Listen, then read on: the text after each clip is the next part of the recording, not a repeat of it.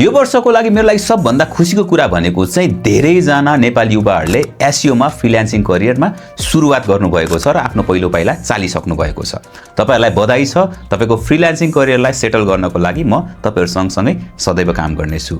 र जो 50% स्कलरशिपमा इनरोल हुनुभयो तपाईहरुको लागि म डेडिकेटेड भएर काम गरिरहेको छु र आगामी दिनमा अझ धेरै दुःख गर्नेछु र तपाईको करियर सेट गर्नेछु।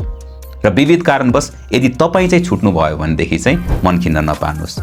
अफर अब एक्सपायर भइसकेको छ। त्यही पनि तपाईले मेरो युट्युबमा रहेको फ्री एसईओ ट्रेनिङ हेरेर एसईओ को जर्नीलाई अगाडि बढाउन सक्नुहुन्छ।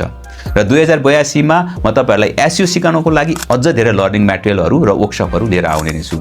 त्यो सबैमा पार्टिसिपेट हुन चाहनुहुन्छ र छुट्न चाहनु हुँदैन भनेदेखि चाहिँ मलाई फलो गर्नुस् र तल कमेन्टमा एसईओ भनेर लेख्नुस् अनि म तपाईलाई अहिलेको लागि चाहिँ फ्रीमा एसईओ सिक्ने कोर्सको लिंक पठाउँछु।